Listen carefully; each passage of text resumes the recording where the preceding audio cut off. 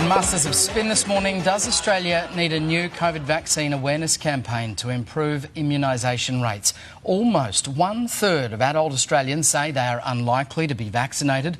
The Prime Minister doesn't think the campaign needs updating to counter vaccine hesitancy. But from the government's $40 million campaign war chest, all we've seen is this.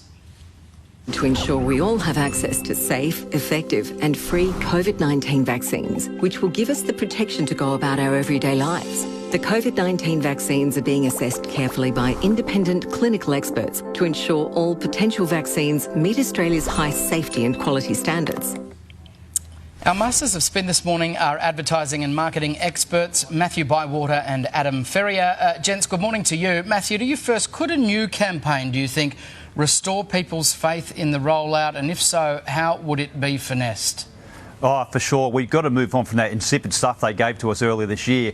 And the first thing is put some real people in it. You know, people relate to people, and they've got this little commercial. Looks like something to see on a children's television show. So let's get some real people involved, get some emotion involved. But also remember, we've got a template here from the bushfires to the floods to COVID. We've seen a real spirit of Australia happen. Let's try and encompass that and use that and create a sense of normalcy around the vaccines, rather than just trying to have a little cartoonish stuff out there which they've given us.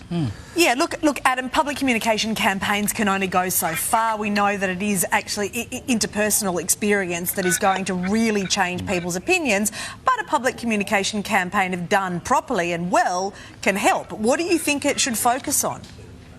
Look, I think vaccinations are a scientific miracle. I mean, it's incredible, right? It's that you can get the whole population vaccinated and we can deal with COVID-19. And you just don't get that. You just don't get that from these kind of silly infographic ads that we're seeing at the moment. It's not being treated with the absolute necessity and urgency that it should be treated at.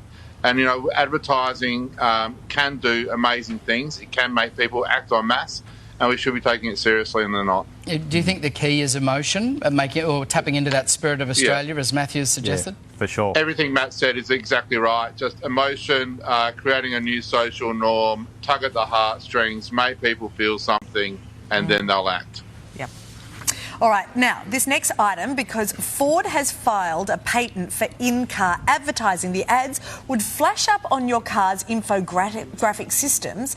Now, the idea's been slammed, though, for its potential to distract drivers and cause crashes. So, Matt, so you're just driving along and this is just going to flash up on your screen. To me, it just screams annoying. Yeah, I guess the best description of this one I heard is WTF, what the Ford. It'd be hard to actually see a regulatory body pass this one. I suspect Ford's doing this for the future. They're parking this patent for when we go to driverless cars. Then it would make more sense. So, but for now, yeah, it'd be very hard to see it happen. Adam? It's just wonderful, isn't it? I reckon it's great. And again, Matt's absolutely right. It's for driverless cars in the future. It's for passengers at the moment. Why not make a buck while you're driving to work by exposing yourself to advertising?